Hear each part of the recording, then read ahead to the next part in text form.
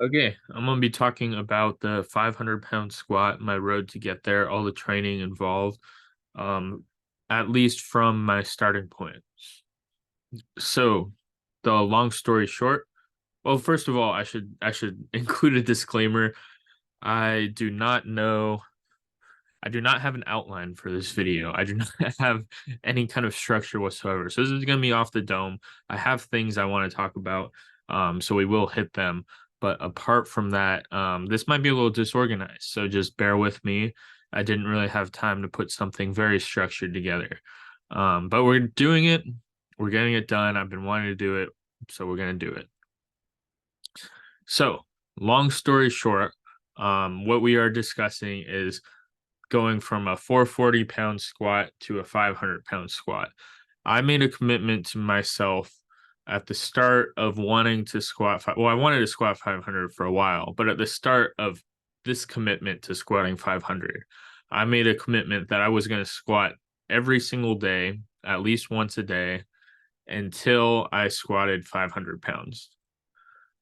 And more or less, I accomplished that. I'll talk about exactly how and exactly what I did. This took 127 days from the first day, and it was brutal and it sucks. So let's get into it. Okay, so what we're looking at here is my first iteration of the set of rules that I applied for squatting every day. This is not what I stuck with at all. I just wanted to show you guys that it existed, and that I had a plan from the get-go. This plan was, well, first of all, the first rule was squatting every single day. And it was to start at a relatively easy weight, start at 4 reps with this weight, and just kind of build out from there. Build out the volume very slowly. And then once the volume was built out sufficiently, or well, I guess I guess the thing to do was to start with a 4 rep total and then start with 2 sets to fill out those 4 reps. Once we did it in a single set, then bump the weight up effectively. Once this became impossible, this is the step 5. If a period of 10 days passes without increasing the weight by 5 pounds, if there's excessive soreness, that's a sign we need to back off. If there's not excessive soreness, then we will add volume. And then we will still only count the first 4 reps in evaluating rule number 4, which is this thing. So once we get 4 reps with a certain weight, then we try to move up. That was the original plan. That is not what I did. And then I had a set of health exercises that would basically just keep things in check. I did not do all of these either. I just wanted to show you guys this to show you how the plan kind of changed over time. So what did I do instead? Well, after basically a few weeks of squatting every day, if we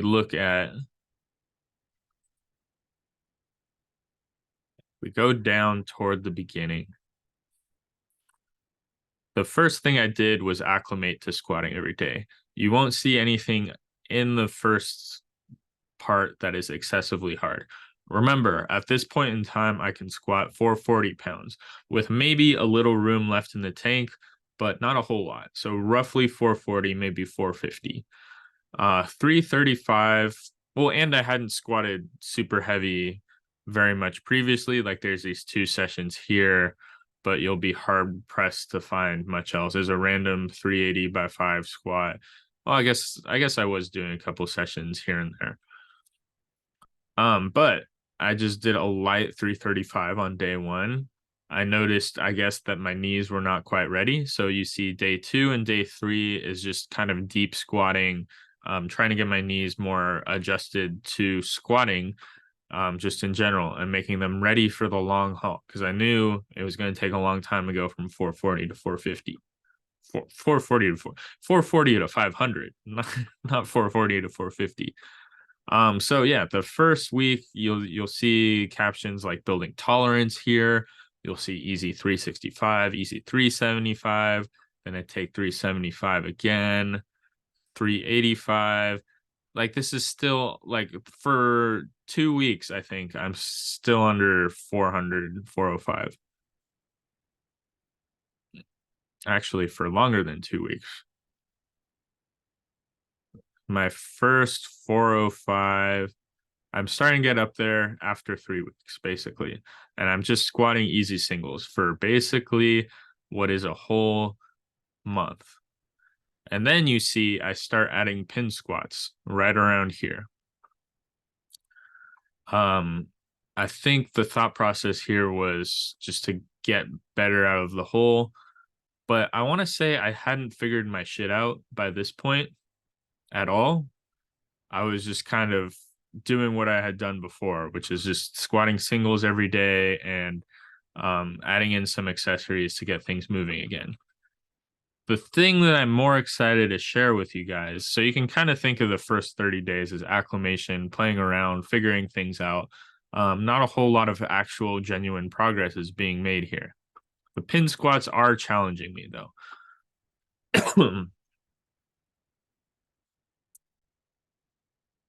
I think it was somewhere in the first 30 days where I started to reinforce my thinking and just try to see what ideas other people had when they had kind of this high frequency squat approach.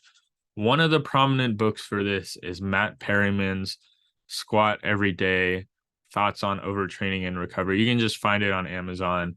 I read about half of this book. There are a lot of things that were just kind of redundant to me, so they weren't super important. If you don't know a lot about training, maybe you have to read the whole thing.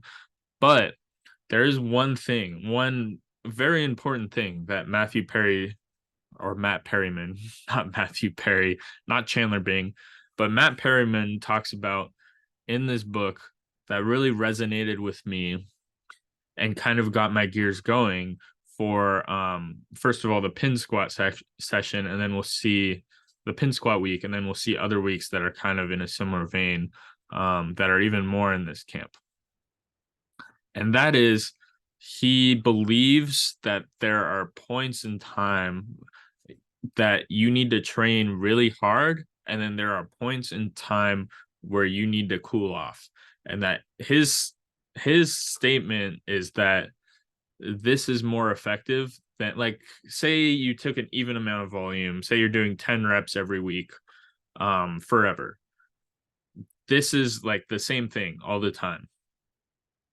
Kind of Matt Perryman's argument is if you redistributed that, so there are points in time where you work really hard and there are points in time where you're just not really doing anything, you will progress faster in the long term. So he kind of is approaching this squat every day as he is squatting every day to really push the envelope and really get things moving. And then other points in time, he's doing a lot less. This is not exactly what I did, but it did make me realize that part of effective training is actually being disruptive. There is the principle in exercise science known as the repeated bouts effect, where if you do the same thing over and over again, you don't respond the same to it. You need either a new stimulus or you need to increase your stimulus over time in order to get more of a response out of it. Now, if you're squatting every day and you're doing like a single every day, or you're doing something very similar every single day, your body's just going to get used to that and it's not going to want to adjust anymore. This is kind of the idea that I'm getting at. You need sort of disruptive training every now and then that just really pushes the envelope in order to kind of coast off of that for a while. And so I put this into practice with what I call the gas and coast training method. I kind of wrote it up a little bit here. Basically, what it is a gas phase and a coast phase. So the idea here is there's a main lift priority. In this case, it's the squat, and you do a pretty decent amount of volume of that every single day, and you try to progress that. You try to progress that every single day in some format. Like I literally mean, even as a like late intermediate slash advanced lifter, you are progressive overloading in some format on Monday to Tuesday to Wednesday to Thursday to Friday. This phase is not sustainable. It is only 5 to 10 days. You'll see Eric Bugenhagen do something similar as well. If you really dissect his training methods, he'll push something really hard for like a week and then he'll move on to something else. I'm digressing. But this is the idea of the gas phase. It's really hard for 5 to 10 days, maybe shorter, maybe longer, depending on what it is that you're doing. And in this phase, you just really grow, you really feel like crap, and you're just really pushing things really hard. Then there's the coast phase, which is actually pretty easy. You don't do a whole lot. And you honestly just kind of chill. For the squat, this is like 10 to 20 days, maybe a month. And you just kind of do a heavy-ish single every single day. That's what I did, at least. I have concrete examples here. I was actually measuring the concentric time that each squat takes, and then I was kind of pushing that time upward. I'll get more into that later. But this is kind of the breakdown. After the 30-day mark, this is what I was doing. And you can kind of see that in the pin squats right here. I'm doing singles up until this point, fast 395, 405, and then I'm adding in some pin squats, and these are progressing every day. 315 by 3, 325 by 3, 335 by 2. Had a recovery day, and then I stopped doing the pin squats. But it was the first example of this. Actually, I guess I tried to do it again a few days later.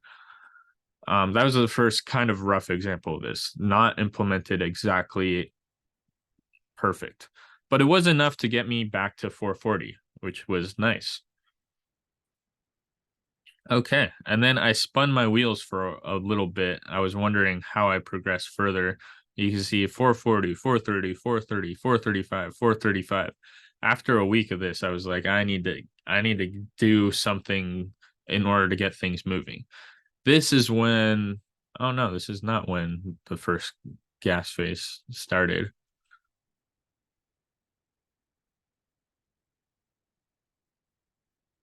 Hmm.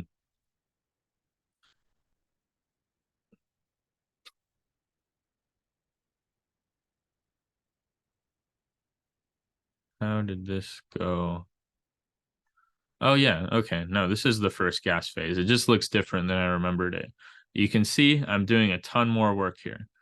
Doing pause low bar, followed by normal low bar, and followed by high bar.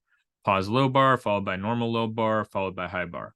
Pause low bar, followed by normal low bar, followed by high bar. You'll see if you compare each of the three sets across each other, the 315 by 5 pause low bar, 325 by 5 pause low bar, 335 by 5. And then if you also compare the normal low bar, 365 by 3, 365 by 5, 375 by 3, 375 by like it the progressive overload is literally every single day. And then after 1, 2, 3, 4, 5 days of this, it's immediately followed by recovery days. I mean it should be.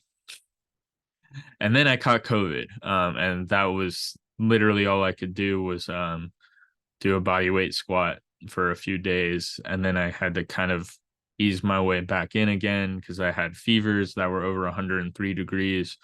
Um, but yeah, that was less than ideal, obviously. But this is kind of what by like a week after COVID, this is kind of what it actually looks an actual coast face looks like. It's just singles that are relatively easy. And then the real gas phase. Well, let me show you more actually on what the coast phase looks like.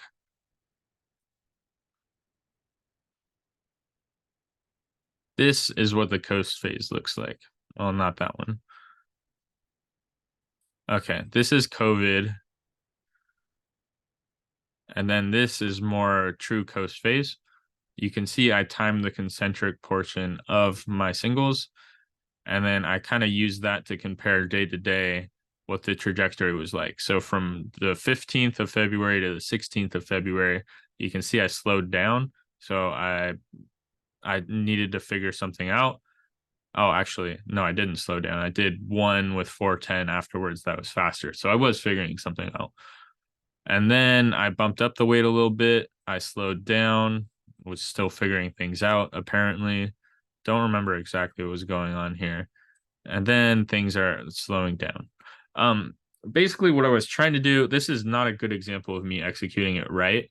There are examples of this in the log, but it would take me a while to find is I would take kind of a range of seconds, like 1.4 to 1.6, and I would try to increase my single within that range each time I squatted. So if I squatted a single in 1.5 seconds, I would literally go on my phone. I had this slow-mo app that lets me check the timestamp of the bottom of the squat and the top of the squat, and I just subtract them. And that's what gives me this number that I'm showing you here.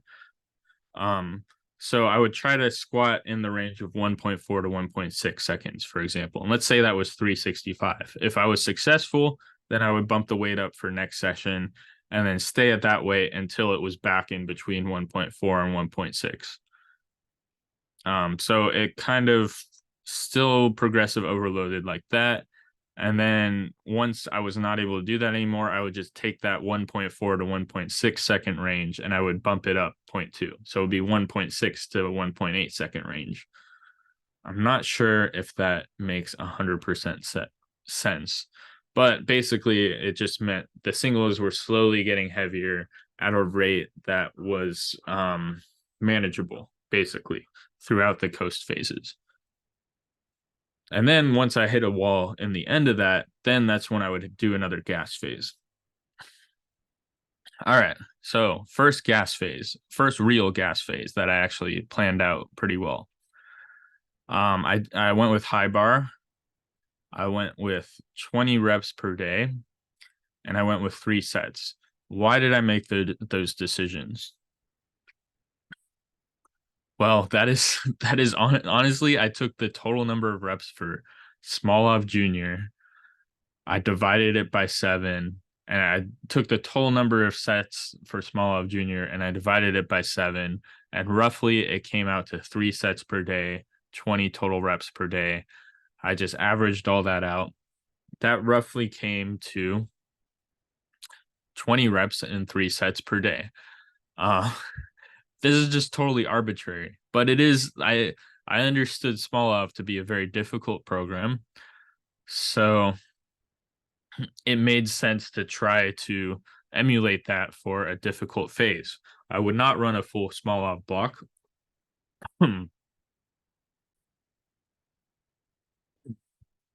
Not used to talking for this long. I would not run a full Smolov block because it is too long in a gas like phase. But in a 5-day stretch, it's not bad. So this is exactly what I did. I did a Smolov level workload that I tried to increase each and every day. I was successful. You can see 664 becomes 776, becomes 325 for 776.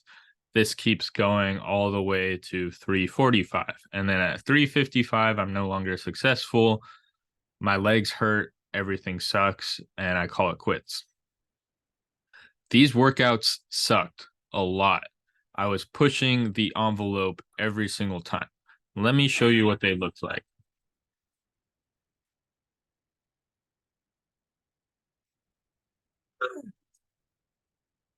This is the last rep of the first set, and I do 2 more sets after that. You can see on the ground, I have laid out a yoga mat because what I would do is rack the bar and immediately go lay on that until I was recovered enough for the next set. So this is not easy at all. This is like I would wake up in the morning dreading what I would have to do in the gym. But it works. I mean, Yeah, so this is the first phase. It took me to 355 almost. And then I went back into a coast phase. I hit a high bar PR of 405. I've never done high bar 405 before. Probably could have. I just never did it. And then quickly, you can see literally within 1, 2, 3, 4, 5 days after the gas phase, I hit 455, which is the first huge PR of the entire time. And that's when I knew this gas phase was legitimate. It was a grinder. It wasn't really consistent with what I'm hoping to do during a coast phase, but I did do it. And then I just kept coasting for a while after that.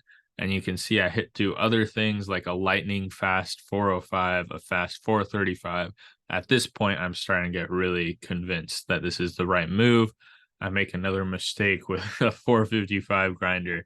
Um, but it's okay. This is all coasting.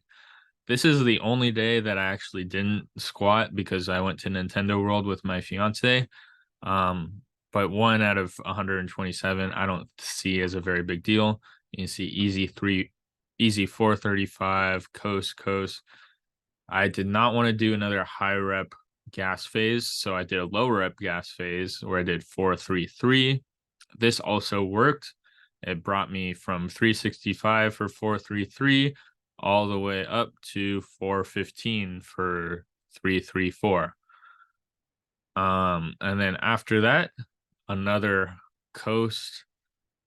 I think I hit 475 at some point. Oh, there's 465 for PR, 475, all in the coast phase.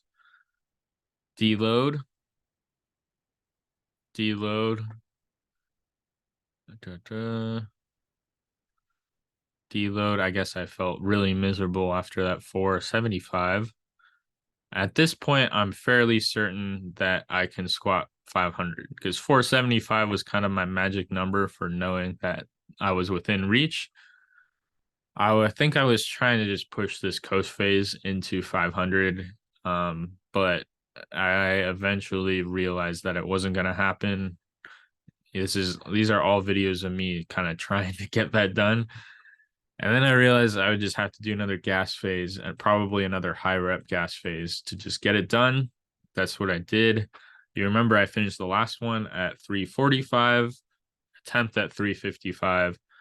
On the second day of this one, I hit 355 already.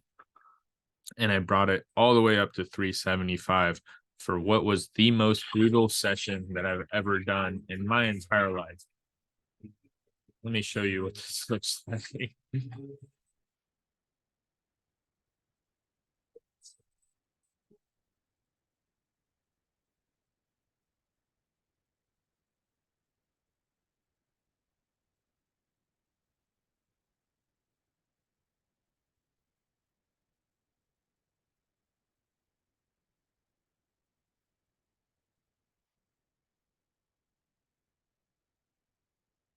It's basically 3 sets of that.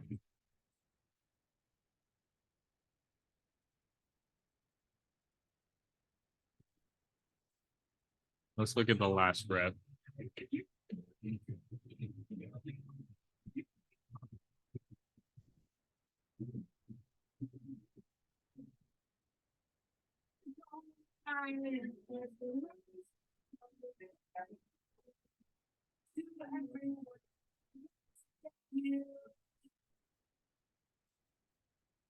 Yeah, so convincing myself to actually do these sets was one of the hardest mental challenges of my life, basically.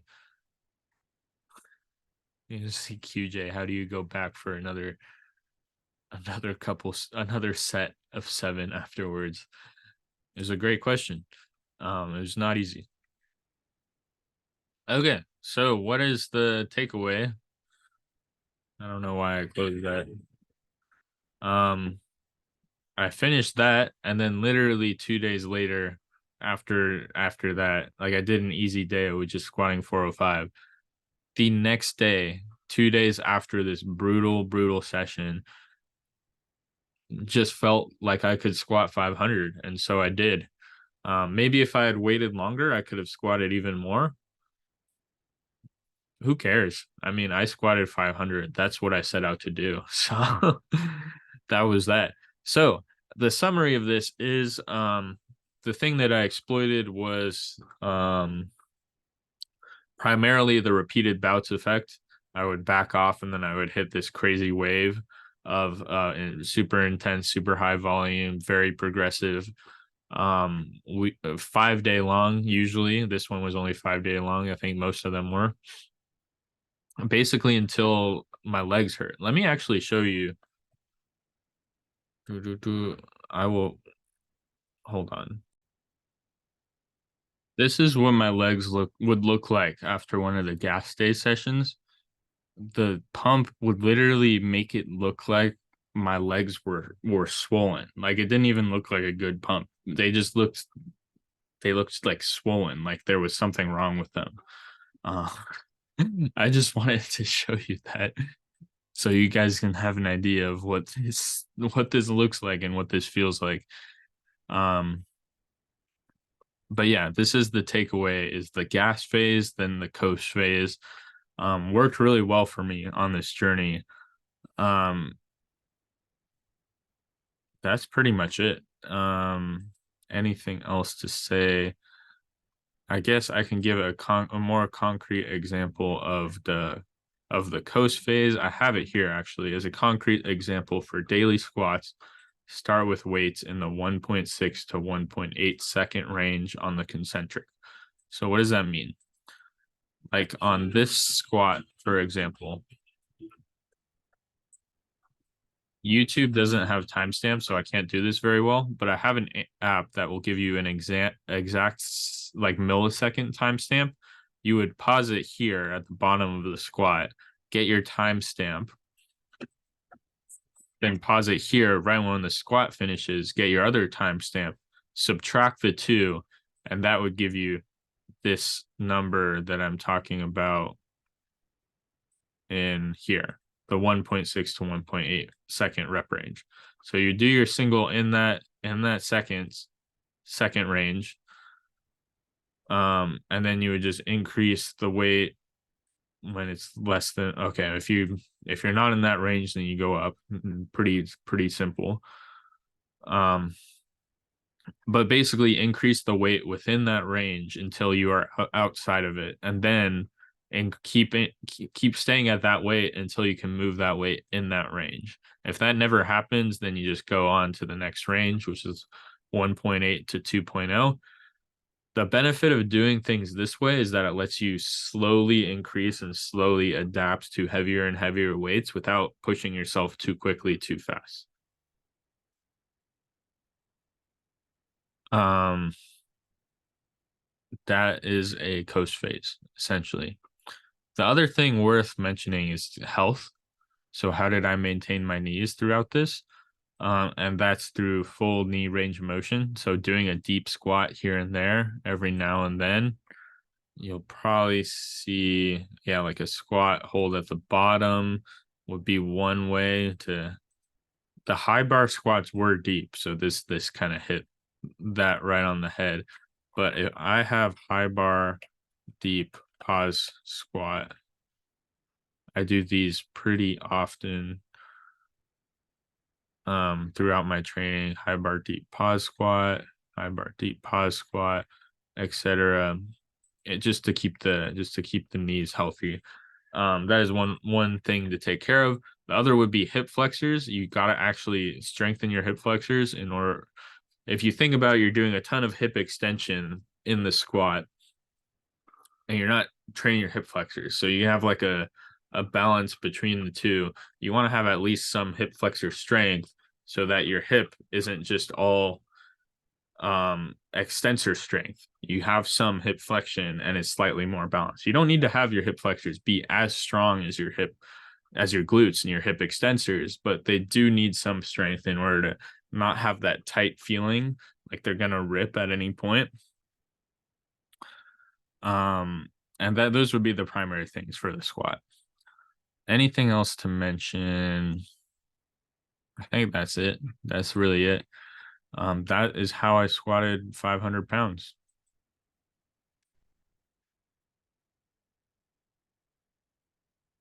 Um,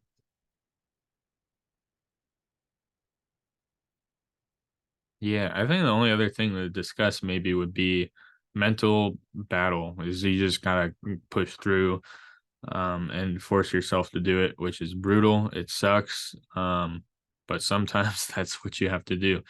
All right, that's it. Peace.